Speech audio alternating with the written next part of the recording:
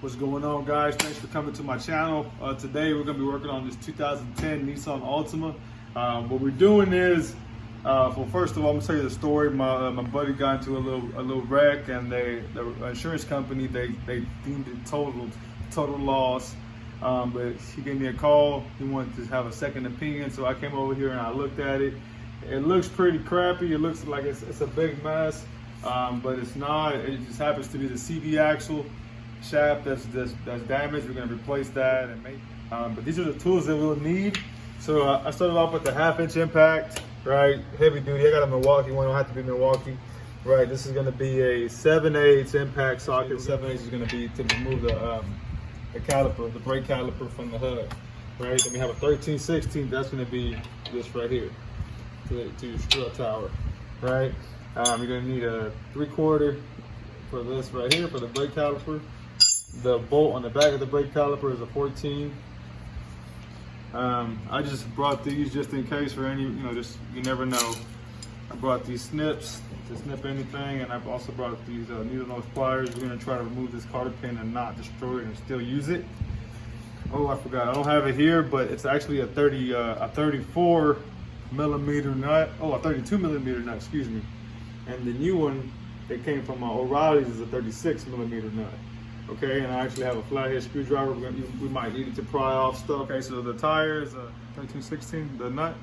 All right, so to take the tires off, now the next thing we're gonna do is remove the caliper. The brake caliper is easy. Again, it's a 14 millimeter nut or bolt on the back. All right, get them back up. There's the nut. All right, let's put it right there. And there's the bottom one as well.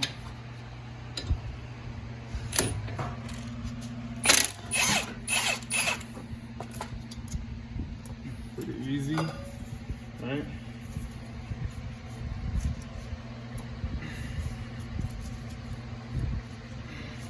It won't come off, it's okay. Put that right up here. All right. I usually just put the bolts right back in so I won't lose them. You don't have to do that if you don't want to, but that's what I do. All right, second thing, we're gonna take off brake. You don't have to take the brake pads actually all the way off. You can just leave them on there, it's all right. We're gonna get, I think it was 7/8. Remove the caliper bracket. Okay.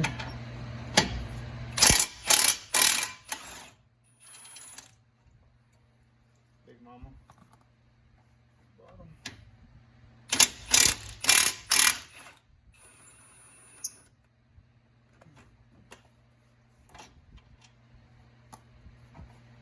Slides off completely. Boom, look at that. Still got some brake, so we're good. We don't need to do a brake change. Okay, I put the parts back in like I said. I usually try to put it back so I won't lose them. All right, so now we're gonna move that out of the way. We don't need that in the way anymore. Okay, so now what we're gonna do is remove this cotter pin. Now it's a secret way to remove, not a secret, but it's a trick to get it. So you don't want to just cut it, you're going to straighten it out as much as you can, right? Once it's straight, you're going to use this to help you remove the cotter pin, like so.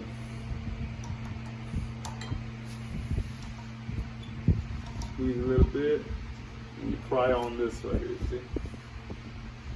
All that? Pretty easy, huh? Got the cotter pin. Just bent it out. Huh? Just bent it out. Yeah, just bent it, straightened it up, and that was it. So it's a 32 millimeter, guys, for this nut right here. Okay.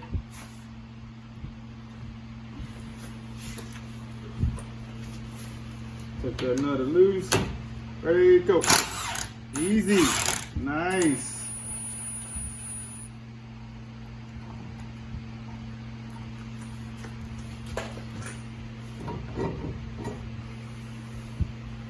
Move the rotor out the way. So this is your hub assembly. You check with the tire on left and right, up and down, 12 and 6, 3 and 9 to see if your hub bearing is wore out. It's not worn out. I checked it prior already. Okay, so now the next thing we need is a metal hanger to hang the caliper. You hang it up to this strut tower. That's okay. So I now have this backup crescent wrench right here on the back of this There we go. Strut tower bolts. Can you see better like that? Okay. We're gonna take off those 2 bolts. It's a 13/16, not a 7/8. 7/8 was for the caliper bracket.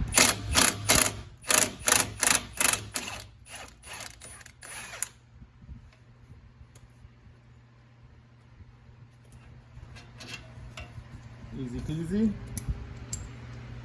Put the nut back in, you don't want to lose your parts.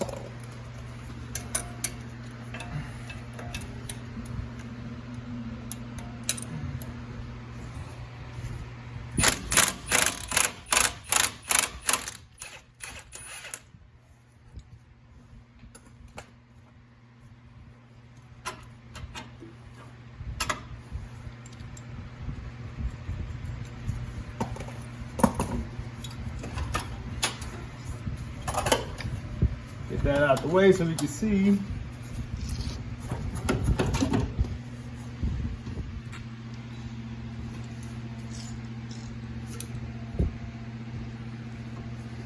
that's it. So now we have it out. We just gotta get it off. Sometimes it gives us a hard time, sometimes it doesn't. Let's hope it doesn't this time. Now I put this nut back on here, so I want to destroy the threading just in case, and I had this little baby hammer smacking it in there. And what you're doing is you're pushing that shaft out of the hub. Okay, that's what I'm doing. Wish I had a bigger hammer, but we're making it do what we got.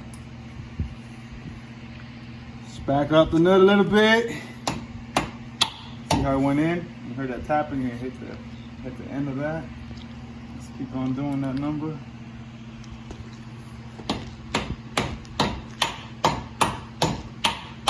So how it moved in.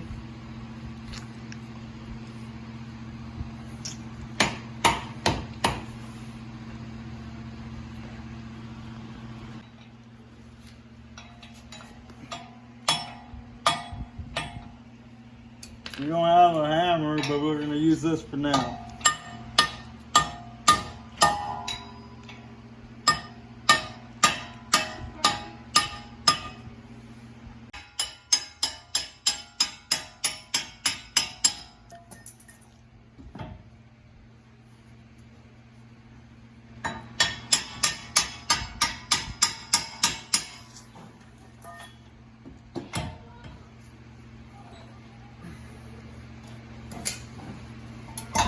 Got it out.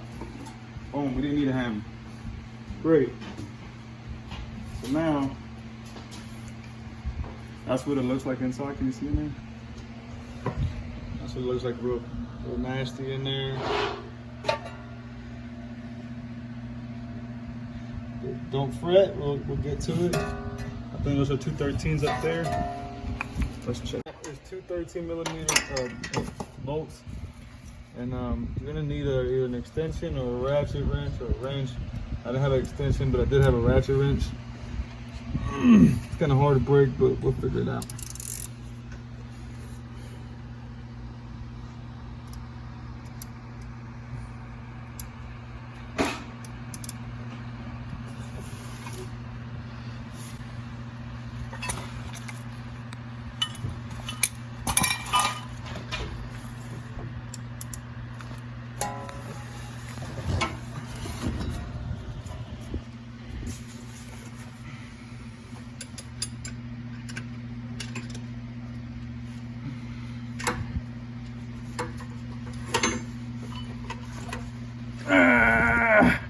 Man, it's tight.